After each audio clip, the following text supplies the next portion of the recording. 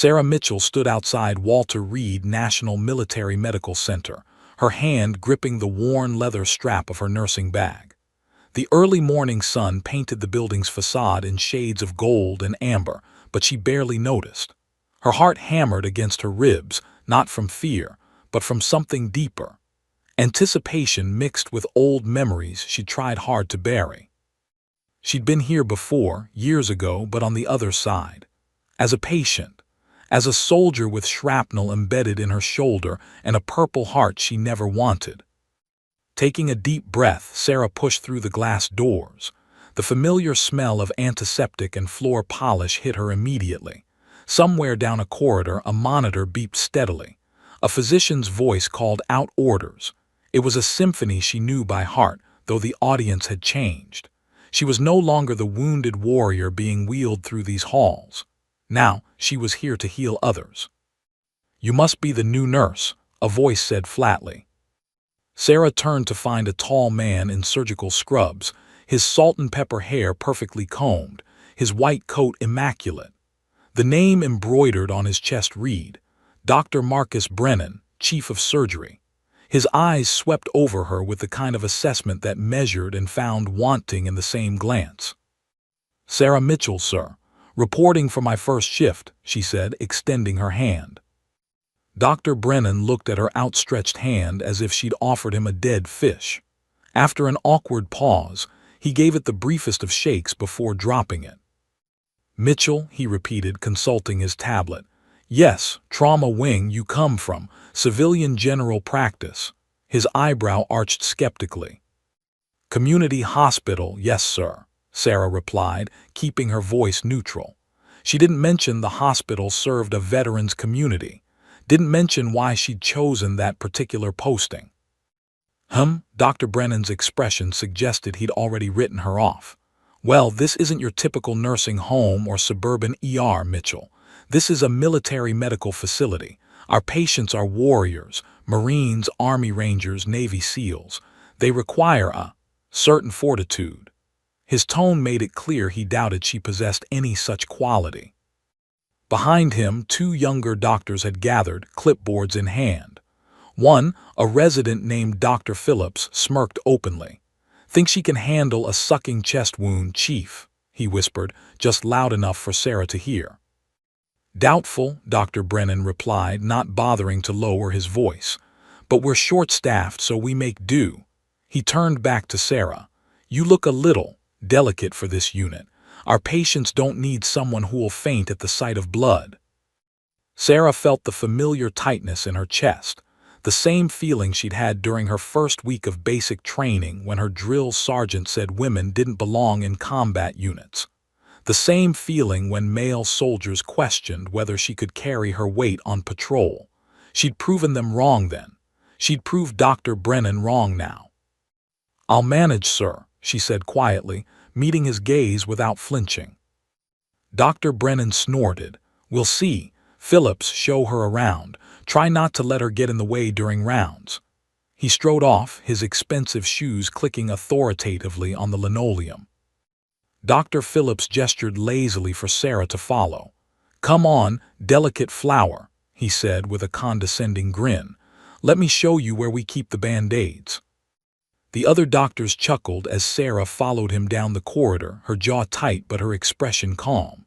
She'd learned long ago that actions spoke louder than words. Let them laugh now. They'd see soon enough. The tour was perfunctory and dismissive. Dr. Phillips rattled off room numbers and protocols while texting on his phone, barely looking at her. "Supply closet, medication room, break room. Don't use the good coffee maker, that's for doctors only," he said with a smug smile. "ICU is through those doors. That's where the real cases are. Probably too intense for you."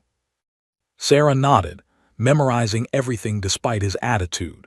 Years of military discipline had taught her to absorb information even in hostile environments. As they approached the ICU, the energy shifted. The beeping of monitors intensified. Nurses moved with urgent efficiency. Through the glass partition, Sarah could see multiple occupied beds, each holding a story of sacrifice and survival. Fresh arrival this morning, Dr. Phillips said, gesturing vaguely toward a bed in the corner. Navy SEAL. Some classified op went sideways, took shrapnel to the chest and abdomen. He's sedated now, but he'll need round-the-clock monitoring. Since you're new, you'll probably get assigned to him. He said it like it was punishment duty. Sarah moved closer to the window. Even from a distance, she could see the extent of the patient's injuries. Multiple IV lines snaked into his arms. Bandages wrapped his torso, already showing spots of seepage. A ventilator helped him breathe. His chart, visible on the computer screen, read, Commander James Hawk Harrison, age 37, SEAL Team Deployment. Something in Sarah's chest constricted. Another warrior broken by war. Another life hanging in the balance. This was why she'd come back. This was why she'd left the quiet safety of civilian medicine to return to military hospitals, despite the memories they triggered. He's critical, she observed, her trained eye catching details. The slight irregularity in his heart rhythm, the concerning level of fluid output, the position of his breathing tube. Dr. Phillips shrugged. Yeah, well, he's a SEAL. They're tough. He'll probably be fine. His casual dismissal of the man's condition irritated Sarah, but she said nothing. Mitchell, Dr. Brennan's voice boomed across the ICU. Stop sightseeing and get to work. I want vitals checked on beds 3, 7, and 9. Think you can handle that without supervision? Yes, sir, Sarah replied crisply. As the doctors walked away, she heard Dr. Brennan mutter to Phillips, Give her a week. She'll either quit or wash out. They always do. Sarah set down her bag, tied her dark hair back into a tight bun, and rolled up her sleeves. The faint scars on her forearms, souvenirs from Kandahar, caught the fluorescent light for just a moment before she pulled on her gloves. Let them underestimate her. She'd been underestimated before. She had work to do. 3 days into her assignment, Sarah had settled into the brutal rhythm of the trauma wing. 12-hour shifts that often stretched to 14. Coffee that tasted like motor oil. The constant symphony of monitors, ventilators, and urgent voices calling out medical codes. She moved through it all with quiet efficiency, earning grudging nods from fellow nurses but continued disdain from the surgical staff. Dr. Brennan seemed to take particular pleasure in undermining her at every opportunity. On Wednesday morning, during rounds, Sarah stood at the back of the physician cluster as they discussed a 19-year-old Marine named Rodriguez. He'd been injured in a training exercise, a bad fall resulting in a compound fracture of the left femur. The bone had pierced through the skin, and infection was a serious concern. We'll take him to surgery this afternoon, Dr. Brennan announced, scrolling through the digital chart on his tablet. Standard procedure, reduction, internal fixation, antibiotics. Questions? Sarah hesitated, then raised her hand slightly. Several doctors turned to look at her with expressions ranging from surprise to annoyance. Yes, Nurse Mitchell. Dr. Brennan's tone dripped with exaggerated patience, like a teacher forced to acknowledge a slow student. I was reviewing Rodriguez's file last night, Sarah began carefully. His leg positioning in the current splint may be compromising blood flow to the extremity. The dorsalis pedis pulse is weak, and there's some concerning pallor in the foot.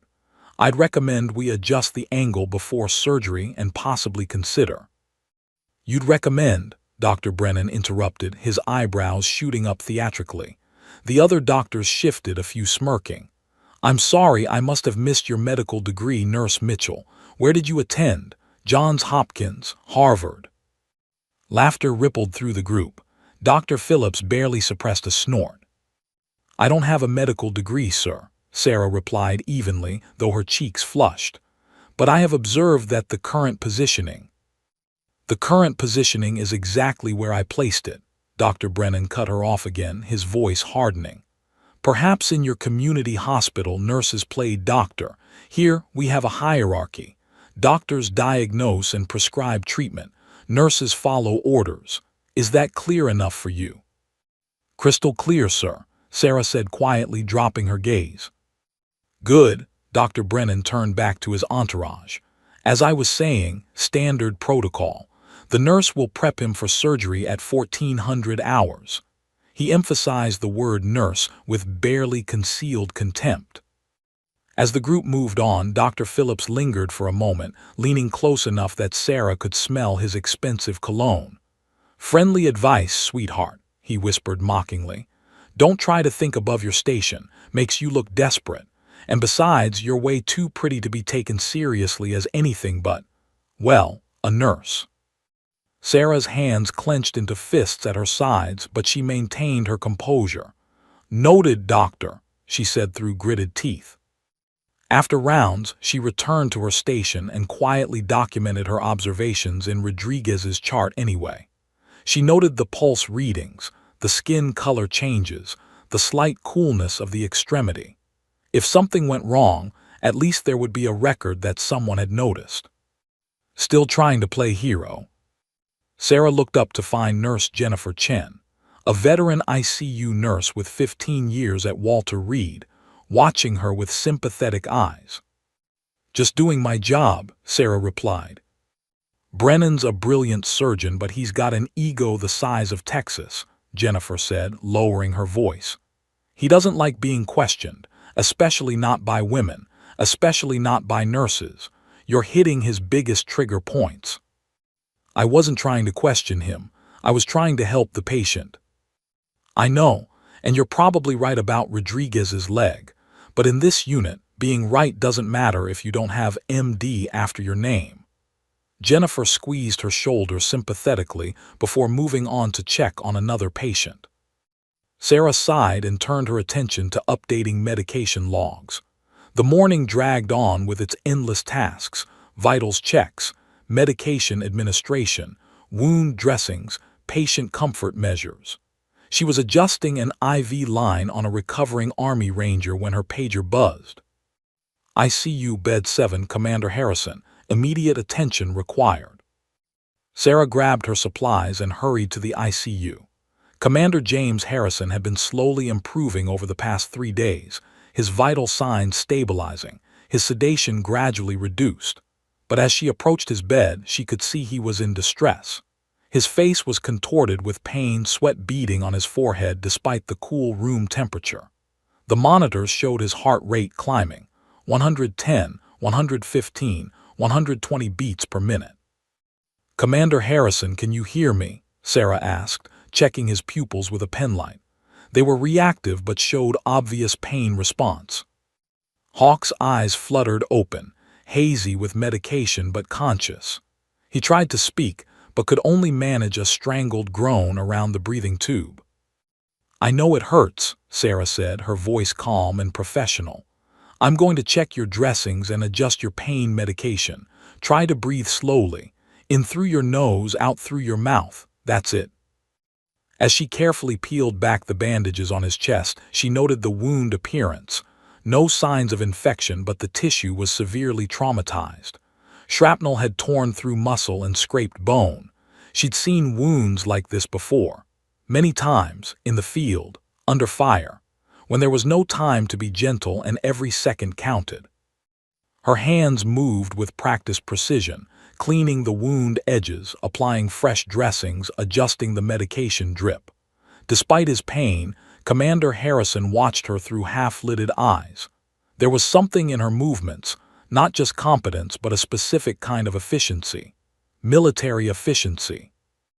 "Afghanistan," he managed to rasp, his voice barely audible. Sarah's hands paused for just a fraction of a second. "What?" "You been there," Hawk whispered, his eyes more focused now despite the pain. "Field medicine, combat, I can tell." Sarah's jaw tightened. She resumed her work without answering, securing the final bandage with more force than necessary. "You need to rest, Commander. Stop trying to talk." But Hawk's gaze remained fixed on her, tracking her movements. He noticed everything, the way she anticipated his pain responses before he showed them, how she positioned his body to minimize stress on his injuries, the faint scars visible on her forearms when her sleeves rode up. Those weren't typical civilian scars. They were shrapnel scars, fragment wounds. The kind you got when explosions happen too close. What unit? He pressed, though each word clearly cost him effort. Commander Harrison, you need to conserve your energy, Sarah said firmly, adjusting his pillow. What unit? He repeated, more insistent. Before Sarah could deflect again, alarms suddenly erupted throughout the hospital. Not just one or two, but a cascade of urgent beeping from the emergency broadcast system. Mass casualty event. All available staff to ER. Mass casualty event. This is not a drill. The announcement echoed through every corridor, every room. Sarah's head snapped up, her entire body going rigid. For a split second, something changed in her eyes, a sharpness, a readiness that hadn't been there before. She quickly secured Commander Harrison's lines and checked his monitors. Your vitals are stable. I have to go. Wait, Hawk called out weakly, but Sarah was already moving. As she burst through the ICU doors and sprinted toward the emergency room, her gait changed. No longer the quiet, deferential nurse being mocked by surgeons. Her shoulders squared, her stride purposeful and controlled. She moved like someone running toward gunfire, not away from it. Behind her, Commander Harrison stared at the empty doorway, his pain momentarily forgotten. He'd served with enough combat medics to recognize one when he saw one. That woman had seen war, real war. He was sure of it. And if the doctors in this hospital couldn't see that, they were fools. Down in the emergency room, chaos was about to erupt, and Sarah Mitchell was about to show Walter Reed exactly what she was made of. Whether they were ready for it or not, the emergency room had been a war zone. 23 soldiers injured in a convoy training accident, multiple vehicle collision with fire involvement. Burns, crush injuries, fractures, internal bleeding.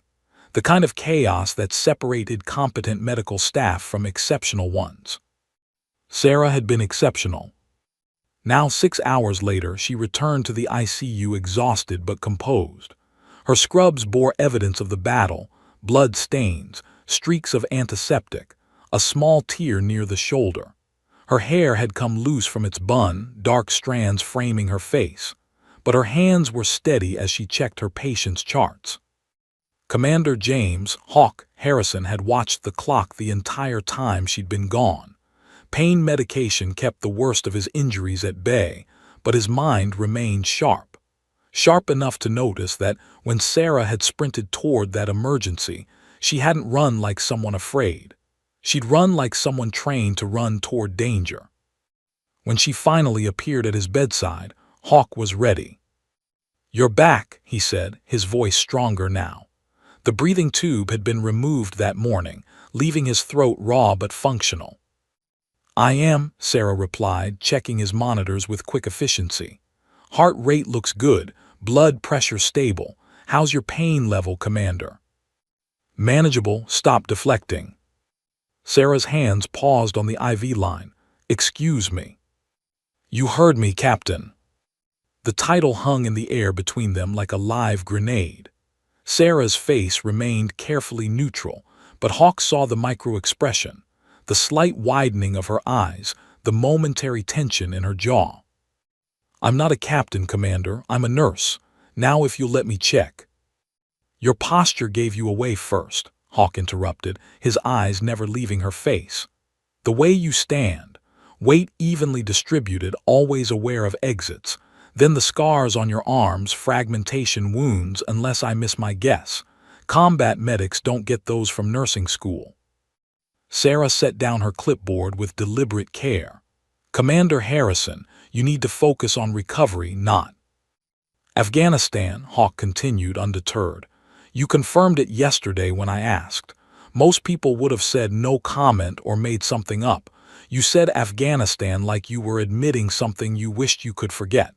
He shifted in his bed, wincing but determined. "How many tour?" For a long moment, Sarah said nothing.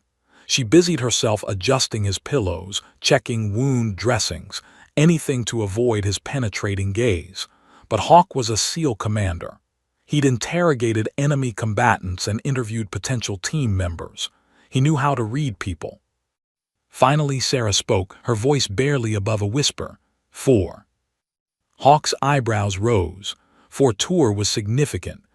Tour meant someone who kept going back, kept volunteering for the worst assignments. Special operations. Sarah's silence was answer enough. What happened? Hawk asked, his tone shifting from interrogation to genuine concern. Nothing that concerns you, Commander.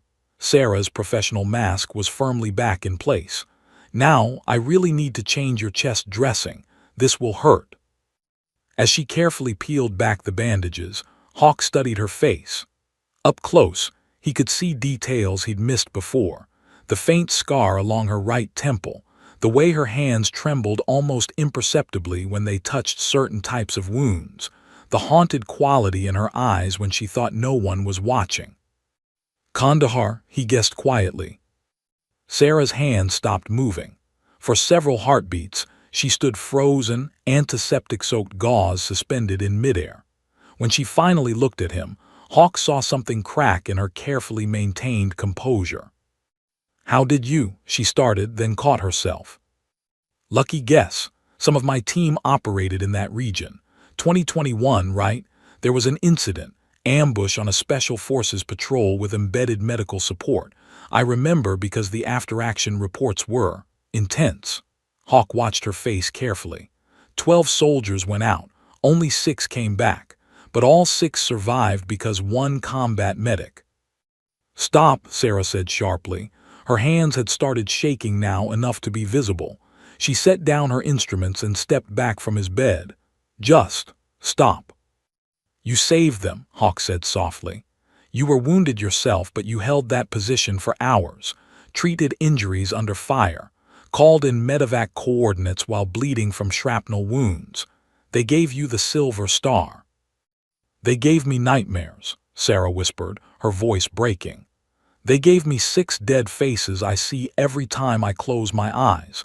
They gave me a medal for failing to save half my team. The raw pain in her words struck Hawk silent. He'd seen combat stress, PTSD, survivor's guilt. Hell, he'd experienced it himself.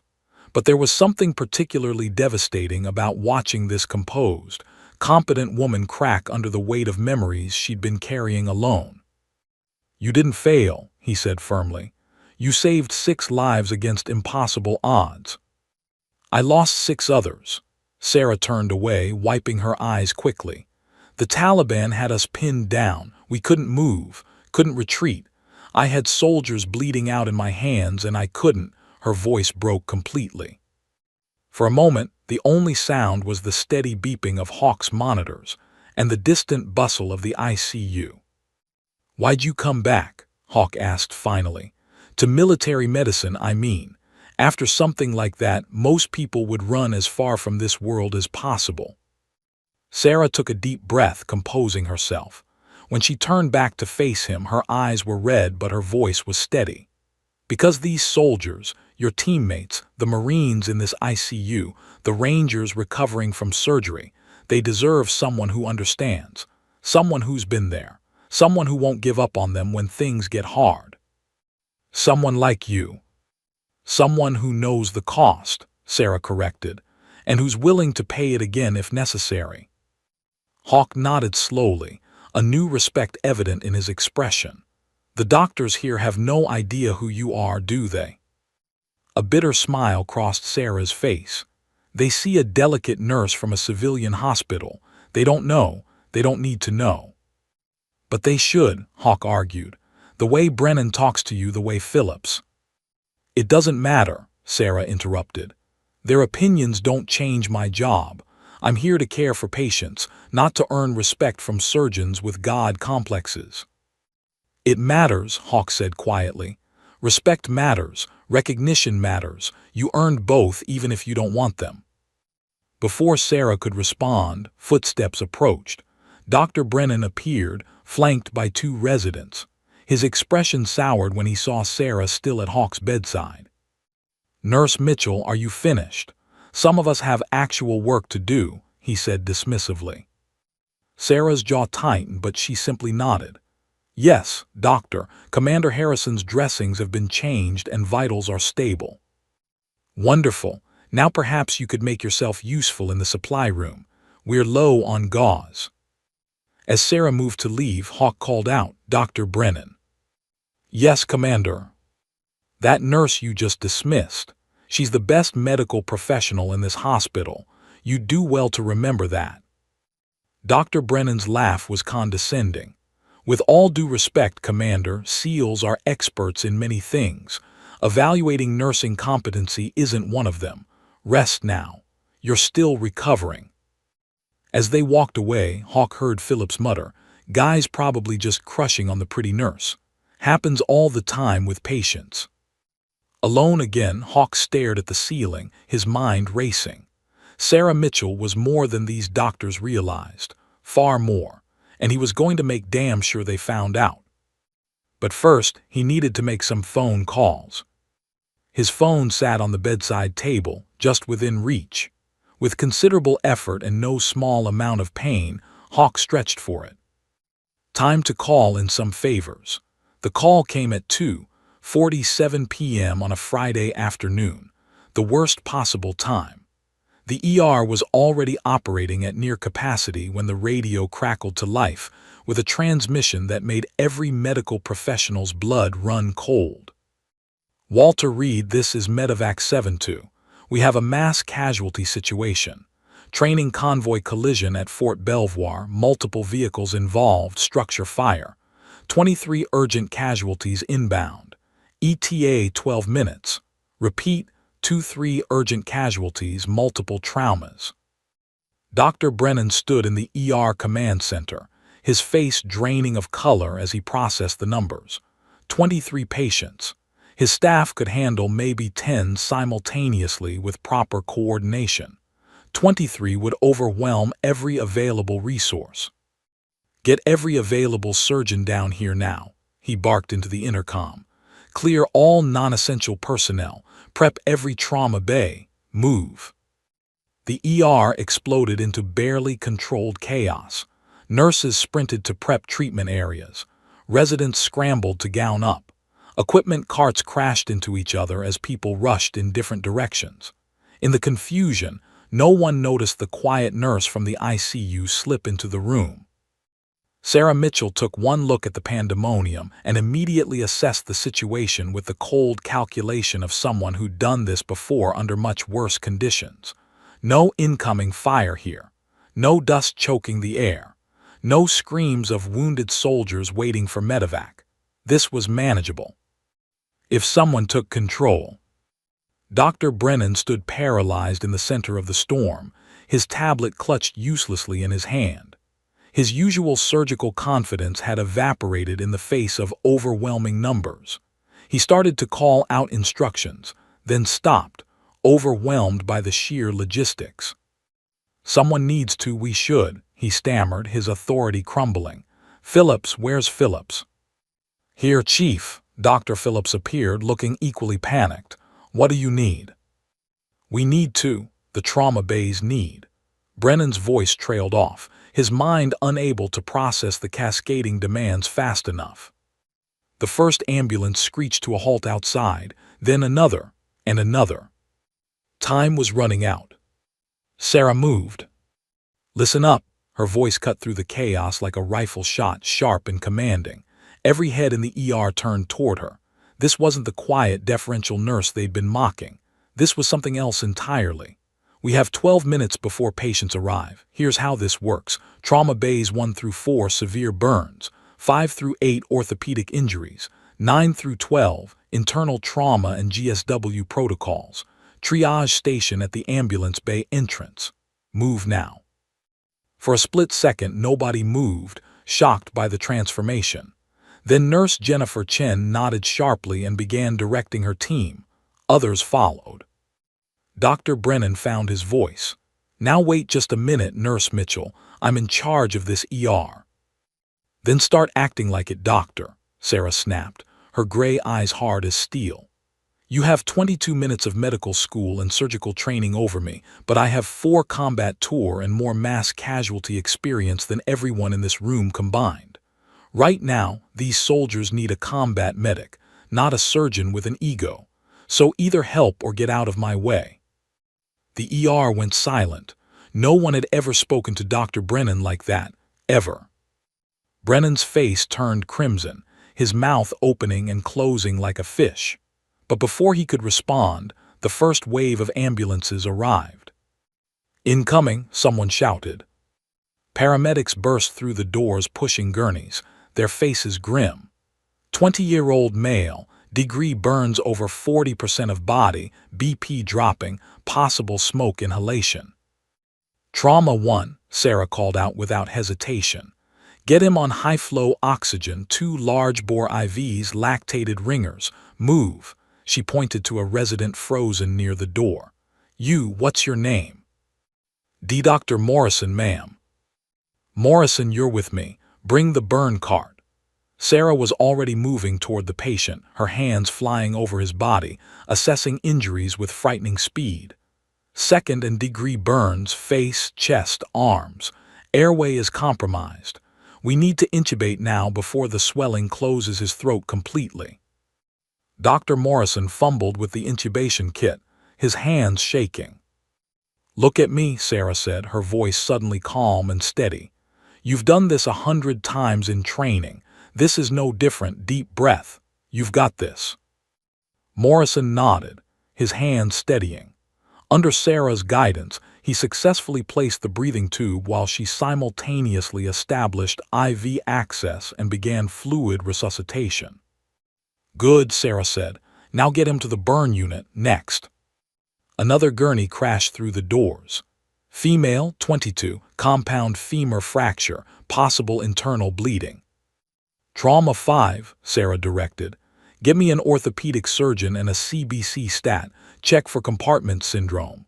She turned to find Dr. Phillips standing uselessly nearby. "Phillips, stop starring and get me an ultrasound. She might have a splenic rupture." More patients flooded in. A private with a collapsed lung, a sergeant with a crushed pelvis, 2 soldiers with severe concussions, a young Marine with burns so severe that even the paramedics looked shaken. Sarah was everywhere at once, moving between patients with fluid precision.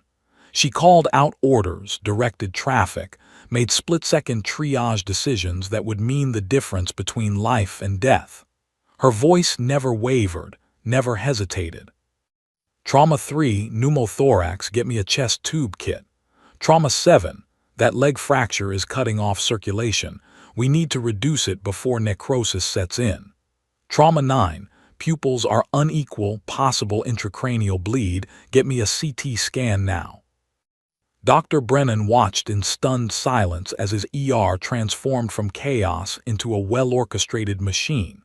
This woman, this nurse he dismissed as delicate, was running a mass casualty operation with the efficiency of a seasoned field commander.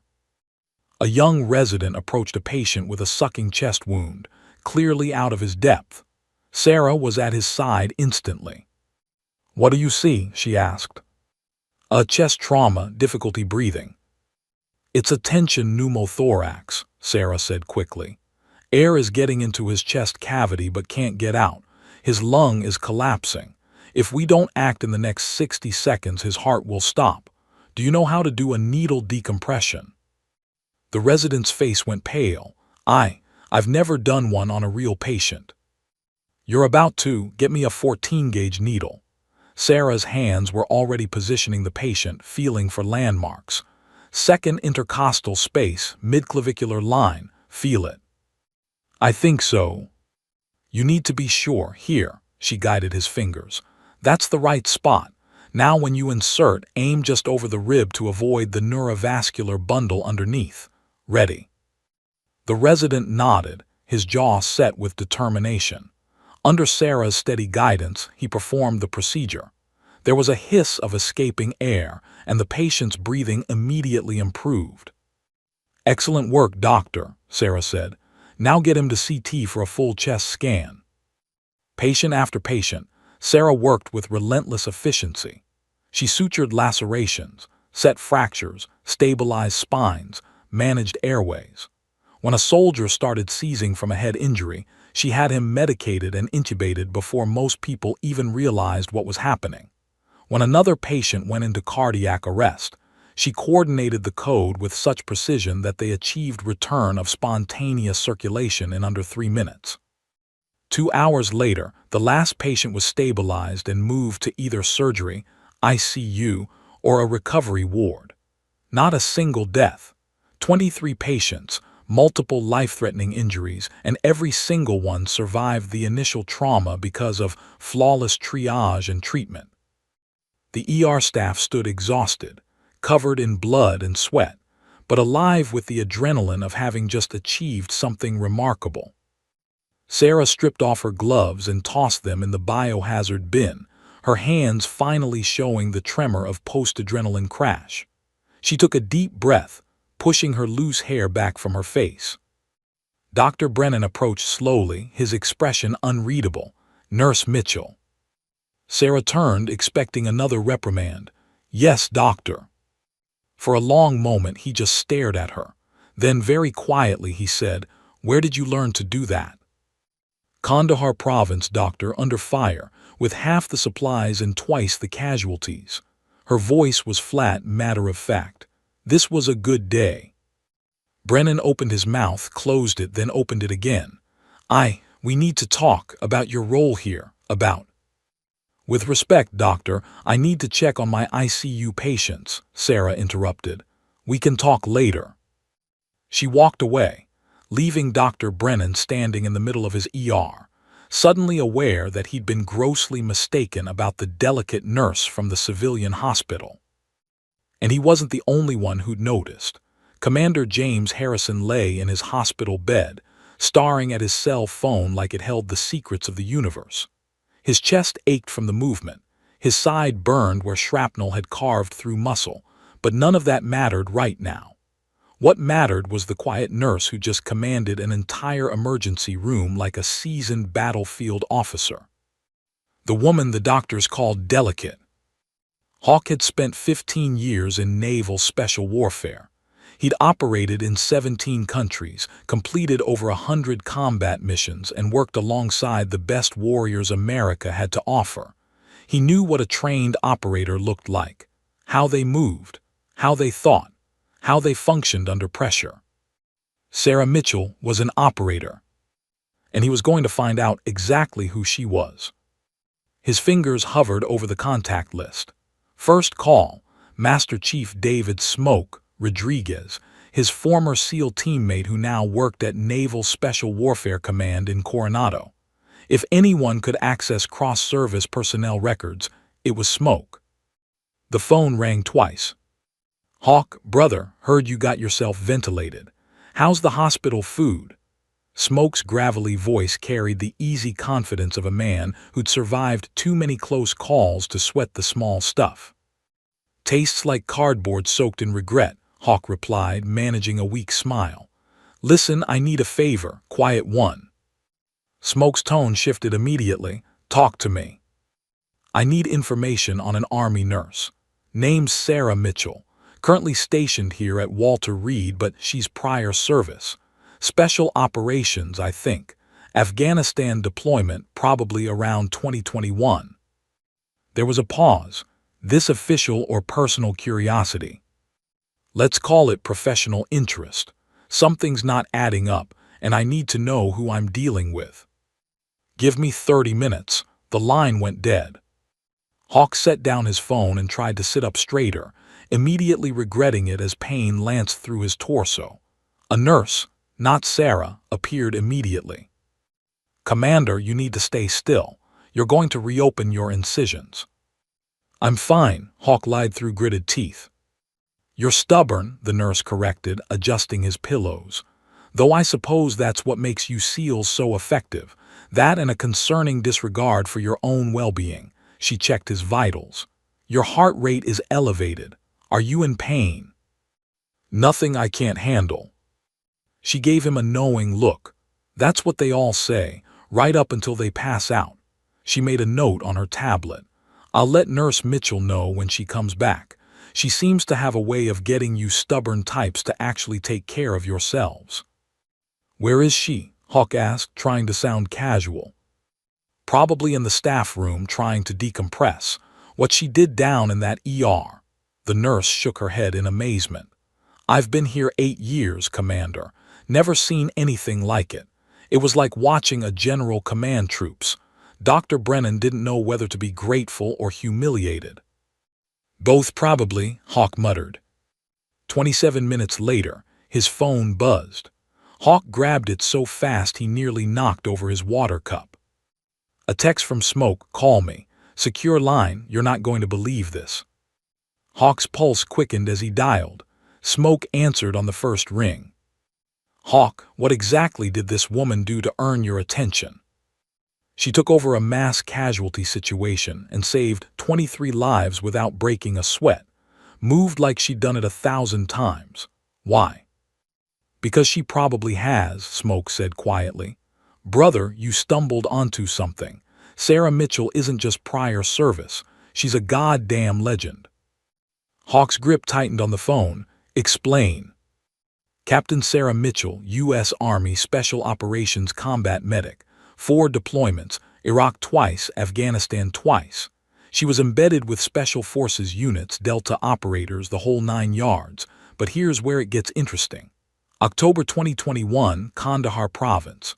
A joint Special Forces patrol got ambushed by Taliban fighters.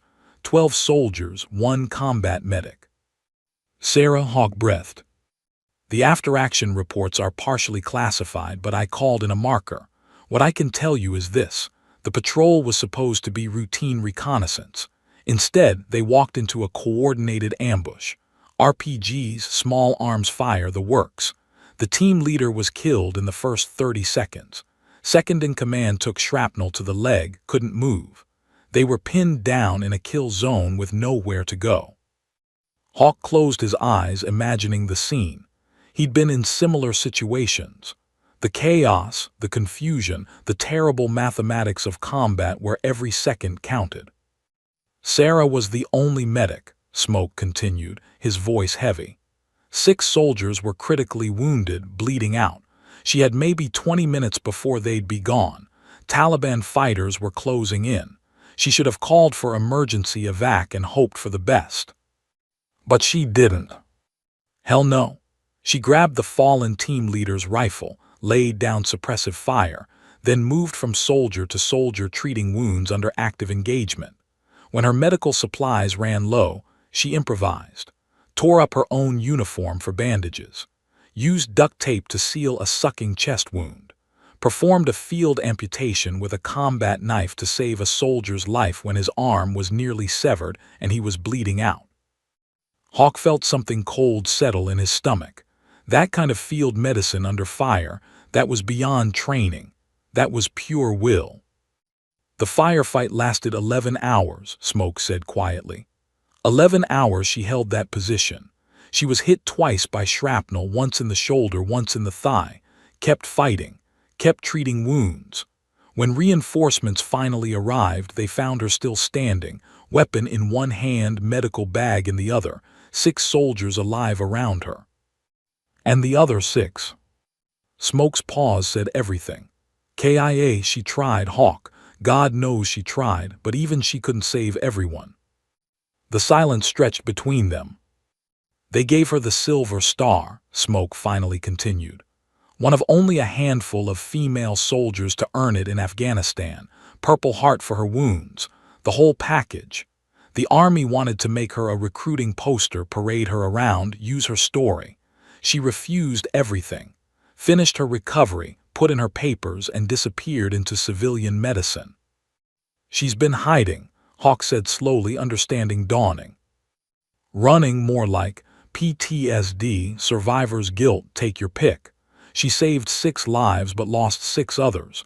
That kind of thing breaks people, especially combat medics. They take every death personally."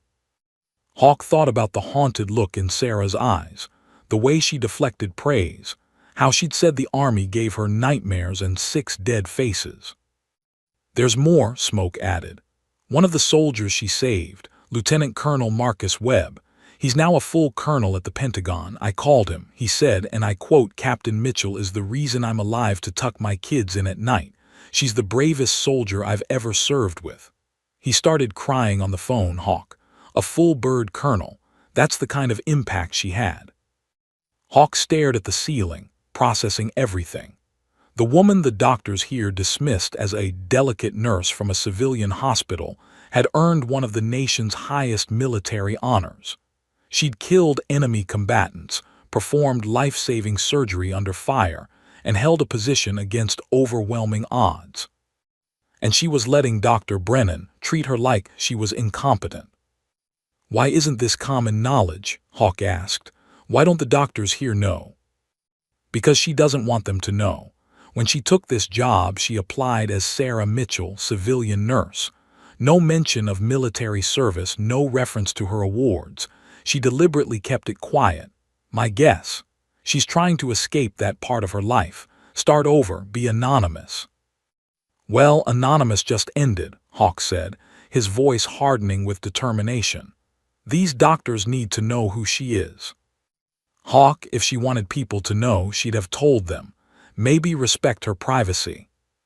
Respect her privacy while they mock her, while they treat her like she's incompetent. Hawk's anger was rising now, burning through the medication fog. "She saved my life, Smoke.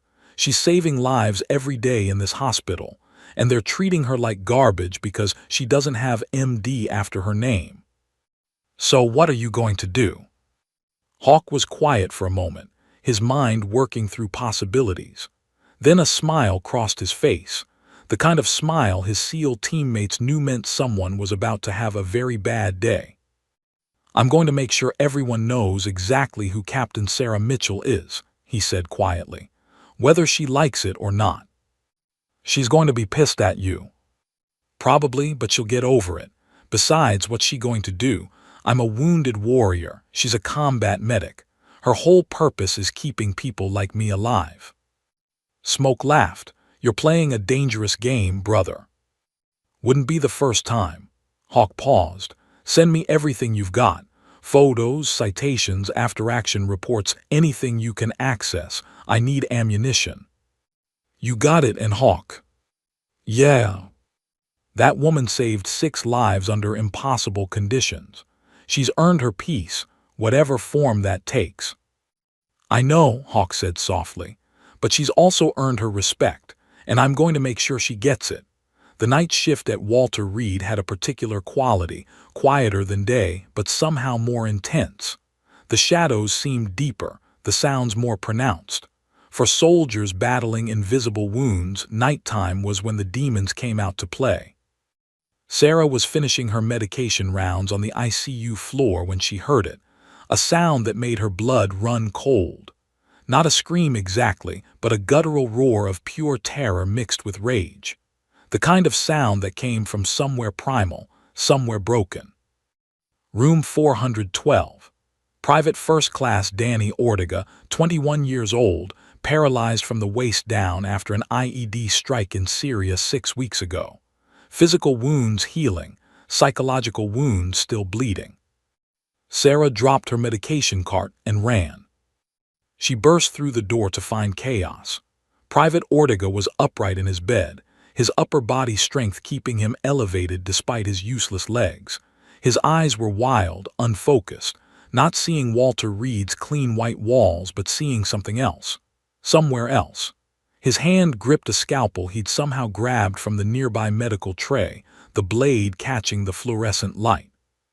"They're coming through the walls," he screamed, voice raw with terror. "Can't you see them? They're everywhere." 2 nurses backed toward the door, hands raised. A resident stood frozen, his face pale with fear. The night shift supervisor had her hand on the emergency call button. "Don't call security yet," Sarah said quietly, her voice cutting through the panic. "Are you insane?" the supervisor hissed. "He's got a weapon." "He's got a flashback," Sarah corrected, stepping slowly into the room. "He's not here, he's back in Syria reliving the attack." She kept her voice low, non-threatening. "Everyone else back up slowly. Don't make sudden movements. Don't shout. You'll only reinforce the hallucination." Mitchell, you can't, the resident started. I said back up, Sarah repeated, her tone leaving no room for argument. They retreated to the hallway, though the supervisor kept her finger hovering over the panic button. Through the doorway, they could see Sarah approaching Private Ortega with impossibly calm steps. Down the hall, the commotion had drawn attention. Dr. Brennan appeared, still in his street clothes. He'd been working late in his office. Dr. Phillips was right behind him, along with several other staff members. "What the hell is going on?" Brennan demanded. "PTSD episode," the supervisor explained tersely. "Patient has a weapon. Mitchell went in alone." "She what?" Brennan pushed forward, but the resident grabbed his arm. "Sir, she said not to make sudden movements or loud noises. She's trying to de-escalate." Inside the room, Sarah had moved to within 10 feet of Ortega, close enough to talk, far enough to react if needed. His eyes darted around wildly, the scalpel shaking in his trembling hand. "Private Ortega," Sarah said softly. "My name is Captain Mitchell. I need you to listen to my voice." "Captain?" Ortega's eyes flickered toward her, recognition fighting through the nightmare. "Captain, they're in the walls. We have to get out." "I know what you're seeing," Sarah said, her voice steady and calm. "I know because I've seen it too, the shadows that move wrong, the walls that feel like they're closing in, the absolute certainty that the danger is real." Ortega blinked, confusion cutting through his terror for just a moment. You've seen it." "Kandahar Province, October 2021, Sarah said, taking one careful step closer. "I was trapped in a compound under enemy fire for 11 hours, soldiers dying around me. No way out. Every shadow was a threat. Every sound was incoming fire. I thought I was going to die there." The other medical staff watched in stunned silence. Dr. Brennan's mouth hung open slightly. "But you didn't die," Ortega whispered, his grip on the scalpel loosening fractionally. "No, I didn't, and neither did you, Danny. You're at Walter Reed National Military Medical Center. It's 2:30 hours on Saturday morning. The war is over for you. You're home. You're safe." "I don't feel safe," Ortega said, and suddenly he was crying, tears streaming down his face. "I don't feel anything below my waist. I can't walk. I can't run. If they come again, I can't." "You don't need to run," Sarah said, taking another step closer. She slowly rolled up her sleeve, revealing the shrapnel scars on her forearm. "See these fragmentation wounds? I got them while I was treating wounded soldiers. I was so scared, Danny, terrified, but I kept working because that's what we do. We survive. We adapt. We overcome." She took another step. Now she was within arm's reach. "I still wake up at 300 hours in a cold sweat," Sarah continued, her voice thick with emotion.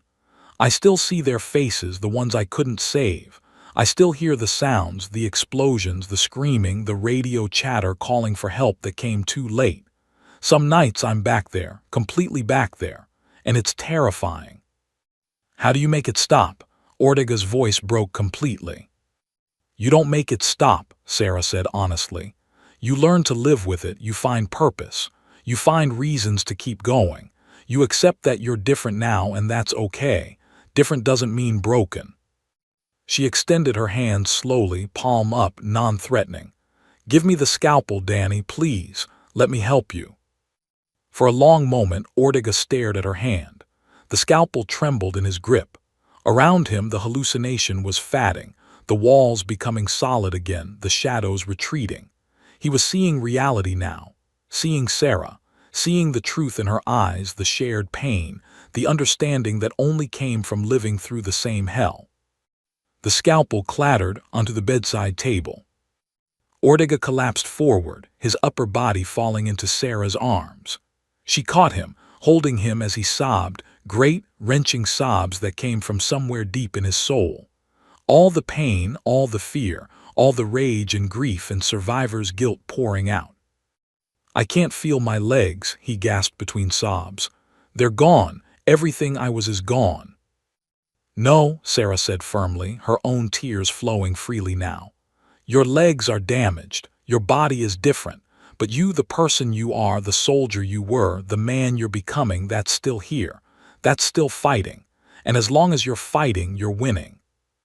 She held him as he cried, rocking him slightly like a mother comforting a child, murmuring words of reassurance and understanding. Around them, the medical equipment beeped steadily. The fluorescent lights hummed. Normal sounds, safe sounds. In the hallway, absolute silence reigned. Dr. Brennan stood frozen, his face ashen. He'd practiced medicine for 23 years, saved countless lives, performed hundreds of successful surgeries, but he'd never seen anything like what he'd just witnessed. This wasn't medical skill. This was something deeper, connection forged in shared trauma, understanding that came from walking through the same fire. Dr. Phillips wiped his eyes quickly, pretending he had something in them. The night supervisor slowly took her finger off the panic button, her hand shaking. "Did she just?" one nurse whispered. "Yeah," another replied quietly, "she did." 20 minutes later, Ortega was sedated and sleeping peacefully. Sarah had arranged for a psychiatric consult in the morning and made detailed notes about the episode. Her hands were steady again as she worked, her professional mask back in place. When she emerged from the room, the hallway was still crowded with staff. They parted silently as she walked through, their expressions ranging from awe to shock to something approaching reverence. Dr. Brennan stepped forward, blocking her path. "Nurse Mitchell, It's late, doctor," Sarah interrupted quietly. "I need to finish my rounds." "No," Brennan said firmly. "No, this can't wait." His voice was rough with emotion. "What you just did, where did you learn?" "Necessity, doctor. I learned by necessity."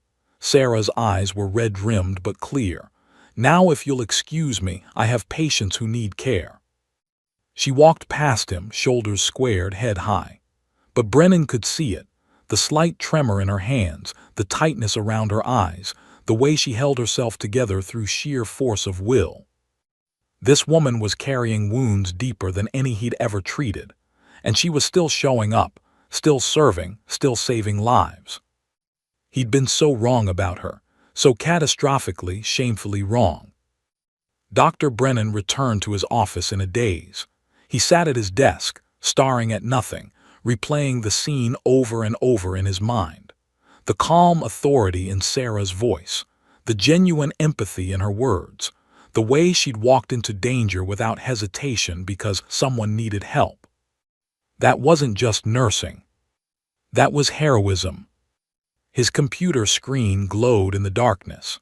Almost without conscious thought, his fingers moved across the keyboard, typing a name into the hospital's personnel database. Sarah Mitchell, employee records. The file was sparse. Basic nursing credentials, employment history showing 3 years at a civilian hospital, references, background check, nothing unusual. Nothing that explained what he'd just seen. Brennan sat back, troubled. Something didn't add up. The pieces didn't fit. That level of combat trauma knowledge, that tactical communication style, those scars on her arms. Down the hall in the ICU, Commander James Harrison had watched the entire episode through his partially open door. He'd heard every word, seen every moment. Now he picked up his phone and opened the file Smoke had sent him hours earlier. Photographs, citations, after-action reports, the complete story of Captain Sarah Mitchell, American hero. Tomorrow, he decided, tomorrow everyone would know the truth. It was time to stop letting her hide. The conference room on the 3rd floor of Walter Reed was rarely used this early in the morning. At 800 hours on Monday, it was packed.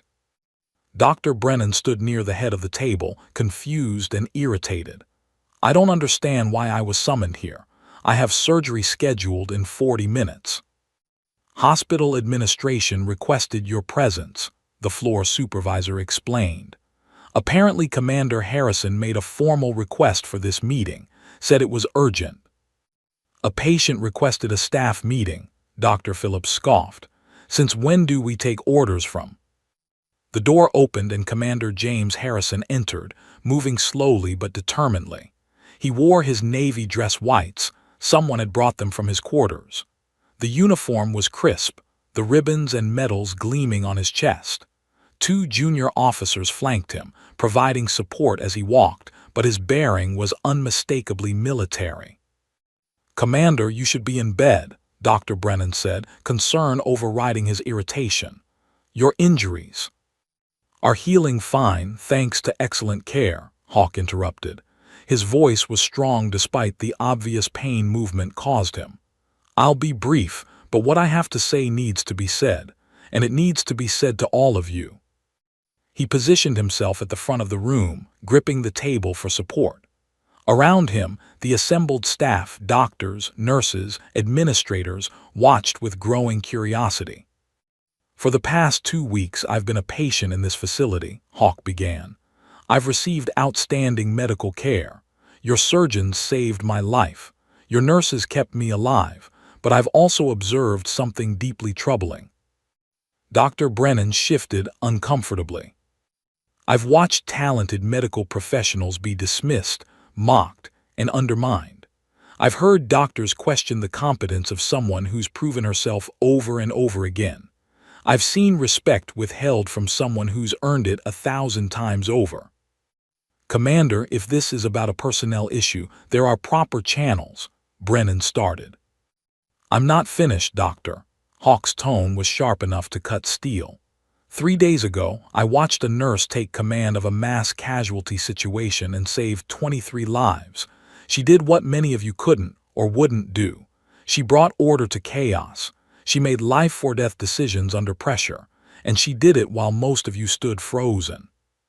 Murmurs rippled through the room.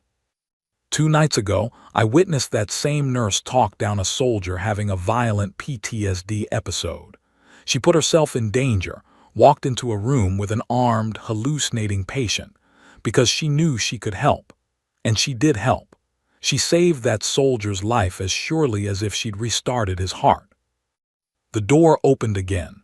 Sarah Mitchell entered, still in her scrubs from the night shift, her hair pulled back in its usual tight bun. She looked exhausted, confused about why she'd been summoned. Her eyes met Hawk's, and something passed between them. Understanding, resignation, perhaps a touch of betrayal. "Commander, what's going on?" she asked quietly. "Justice," Hawk replied simply. Then, despite the obvious pain it caused, despite the protests from his support officers, Commander James Harrison came to attention. The room went absolutely silent. His right hand rose in a crisp, perfect military salute, the kind rendered between warriors, the kind that carried weight and meaning beyond mere protocol. "Captain Sarah Mitchell," his voice rang out clear and strong. "Ma'am." Sarah's face drained of color. Her hand instinctively started to rise in return before she caught herself, her eyes wide with shock and something that looked like panic. "Commander, please," she whispered, "don't." "You've served in silence long enough, Captain," Hawk said, his hand still raised. "These people deserve to know who you are, what you've done, what you've sacrificed." He turned to address the room, though his salute never wavered. "The woman you've been calling Nurse Mitchell, the one you dismissed as delicate, the one you've mocked and undermined, is Captain Sarah Mitchell, United States Army, retired. She's a special operations combat medic with 4 combat deployments. She's been embedded with Delta Force, Army Rangers, and Special Forces units in the most dangerous regions of Iraq and Afghanistan." Dr. Brennan's mouth fell open. Dr. Phillips went pale. Hawk continued, his voice carrying the weight of absolute conviction. "On October 14, 2021, Captain Mitchell's patrol was ambushed in Kandahar province. 12 soldiers, 1 medic. The team leader was killed instantly. 6 soldiers were critically wounded. They were pinned down in a kill zone with no cover and no reinforcements for 11 hours. He paused, letting that sink in. 11 hours under fire. It was incomprehensible to most of the people in that room. Captain Mitchell grabbed a rifle and returned fire while simultaneously treating catastrophic injuries. She used her own uniform for bandages. She performed a field amputation with a combat knife to save a soldier's life. She was hit twice by shrapnel, once in the shoulder, once in the thigh, and continued fighting, continued treating, continued refusing to give up. Sarah's eyes glistened with unshed tears. Her hands trembled at her sides. When reinforcements finally arrived, they found her still standing, still armed, still protecting the 6 soldiers she'd kept alive against impossible odds. Hawk's voice grew thick with emotion. 6 soldiers went home to their families because this woman refused to accept that death was inevitable. 6 fathers, brothers, sons, alive because of her courage. The room was utterly silent except for the quiet sound of someone crying. Hawk couldn't tell who. The United States Army awarded Captain Mitchell the Silver Star for conspicuous gallantry in action against an enemy of the United States. She received the Purple Heart for wounds received in combat. She earned a combat medical badge with distinction. She is, by any measure, an American hero. Dr. Brennan had tears streaming down his face, his expression twisted with shame and remorse.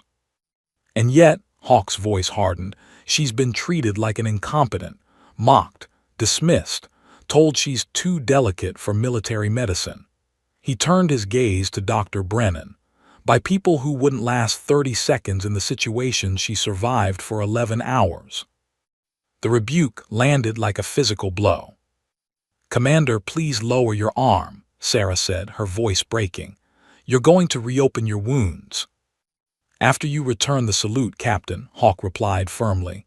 "Military courtesy, you earned this." For a long moment, Sarah stood frozen. Then slowly her spine straightened. Her shoulders went back. The exhausted nurse vanished, replaced by the soldier she tried so hard to leave behind. Her hand rose in a perfect salute, precise, respectful, carrying the weight of years of service and sacrifice. "At ease, Commander," she said quietly, her voice thick with emotion. "And thank you, but you really need to sit down before you pass out." Hawk finally lowered his arm and allowed the officers to ease him into a chair. But his eyes never left Sarah's face. One by one, the medical staff stood. Not in salute, most of them weren't military, but in respect. A gesture of acknowledgement for someone they'd grotesquely misjudged. Dr. Brennan approached Sarah, his face haggard. "Captain Mitchell, His voice failed. He tried again. "I owe you an apology that I can never adequately express. I was arrogant, dismissive, and blind. You deserved respect from the moment you walked through these doors, and instead I gave you contempt. I'm deeply ashamed." Sarah looked at him for a long moment, her expression unreadable. Then she said quietly, "I didn't come here for recognition, Doctor. I came to serve, the same as I always have." "But you deserve recognition," Dr. Phillips said, stepping forward, his own face red with shame. "We treated you horribly. I treated you horribly. And you just took it, kept doing your job, kept saving lives, even ours in a way when you showed us how it's really done." Sarah shook her head. "I don't need medals or acknowledgement. I need you to treat the soldiers in this hospital with the respect and understanding they deserve. They're not just injuries to fix. They're warriors carrying wounds you can't see on an X-ray. They need doctors who understand that, who care about that." "Then teach us," Dr. Brennan said urgently. "Please, help us be better. Let us learn from you." For the first time since entering the room, Sarah's expression softened slightly. "That I can do." Hawk watched the exchange with satisfaction, despite the pain throbbing through his chest. Mission accomplished. Sarah's secret was out. Her heroism recognized. Her respect earned, no reclaimed. She caught his eye and mouthed silently, "We're going to talk about this." Hawk smiled slightly and mouthed back, "Worth it." The meeting dispersed slowly, staff members approaching Sarah one by one to apologize, to thank her, to express their newfound respect. She handled each interaction with grace, though Hawk could see the exhaustion in her eyes, Not physical fatigue, but emotional weariness. She'd hidden for so long, and now there was nowhere left to hide. As the last person filed out, Sarah collapsed into a chair beside Hawk. For a long moment they sat in silence. "I didn't want this," she finally said. "I know. I came here to escape it, to be anonymous, to just serve quietly." "I know that too." Hawk turned to face her. "But they needed to know, Sarah. You were being treated like garbage by people who should have been grateful just to work alongside you. That's not right. That's not justice." Sarah was quiet for a long time. Then very softly she said, "6 soldiers lived. 6 soldiers died. I'm not a hero. I'm just someone who couldn't save them all." "You're someone who saved everyone you possibly could," Hawk corrected gently. "That's the definition of a hero, Captain, whether you accept it or not." 6 weeks after the conference room revelation, Walter Reed National Military Medical Center felt different. Not in any dramatic, obvious way. The walls were still the same institutional white, the floors still gleamed under fluorescent lights, the monitors still beeped their steady rhythms. But something fundamental had shifted in the culture, in the air itself. It started small. Dr. Brennan requested a private meeting with Sarah 3 days after the salute incident. He appeared at her station during a quiet afternoon shift, his usual commanding presence replaced by something humbler. "Captain Mitchell, Sarah, if I may, I'd like to formally request your expertise," he said, the words clearly difficult for him. "I want to develop new protocols for treating combat-related PTSD in our surgical patients. I've realized that we've been treating bodies while ignoring minds.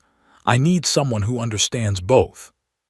Sarah studied him for a long moment, seeing genuine contrition in his eyes. "That would require significant changes to your approach, doctor. It means listening to patients differently, seeing symptoms you've been trained to ignore." "I know," Brennan replied, "and I'm ready to learn if you're willing to teach." She extended her hand. "Then let's get started." Within 2 weeks, Sarah was leading training seminars twice weekly. Doctors, nurses, residents, even seasoned staff with decades of experience crowded into the conference room to learn from her. She taught them to recognize the signs of invisible wounds, how patients' sudden aggression might be a flashback, not defiance, how nighttime restlessness could indicate hypervigilance, not pain, how to talk to warriors without patronizing them, how to honor their service while treating their injuries. Dr. Phillips attended every session, taking meticulous notes. During one seminar, he raised his hand hesitantly. "Captain Mitchell, I wanted to say something publicly.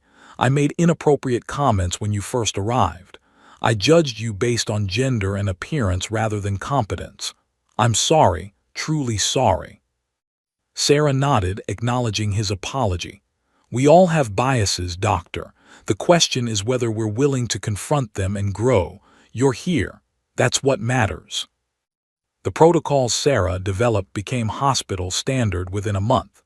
A specialized PTSD response team was formed, trained in de-escalation techniques drawn from her combat experience. The psychiatric department expanded its reach, integrating mental health screening into routine surgical follow-ups. Soldiers began receiving holistic care, treatment for bodies and souls together. Private Danny Ortega, the young man who'd had the violent episode, became one of Sarah's strongest advocates. After intensive therapy and physical rehabilitation, he regained some mobility and started volunteering in the hospital's peer support program. "Captain Mitchell saved my life twice," he told new patients. "Once when she talked me down, and again when she showed me that being different doesn't mean being broken." Commander Hawk Harrison recovered steadily under Sarah's continued care. Their relationship evolved from patient-nurse to something resembling friendship, built on mutual respect and shared understanding. During his final week at Walter Reed, he convinced Sarah to join him for coffee in the hospital courtyard. "You're shipping out soon," Sarah observed, sipping her terrible cafeteria coffee. "Day after tomorrow, back to Coronado for final medical clearance, then back to my team." Hawk studied her over his cup. "You still angry about the salute incident?" Sarah smiled slightly. "I was never really angry, more frustrated. I'd worked hard to leave Captain Mitchell behind. You brought her back." "Maybe you needed her back," Hawk suggested gently. "Maybe these soldiers need her. Maybe you need to stop running from who you are." "I'm not running anymore," Sarah said quietly. "I'm just integrating, learning that I can be both, the soldier and the nurse, the warrior and the healer." "That's all any of us can do," Hawk replied. "None of us leave the battlefield unchanged. We just choose what we do with those changes." On his final day, Hawk was cleared for discharge. Staff gathered informally to see him off, doctors who'd treated his wounds, nurses who'd monitored his recovery, therapists who'd helped him regain mobility.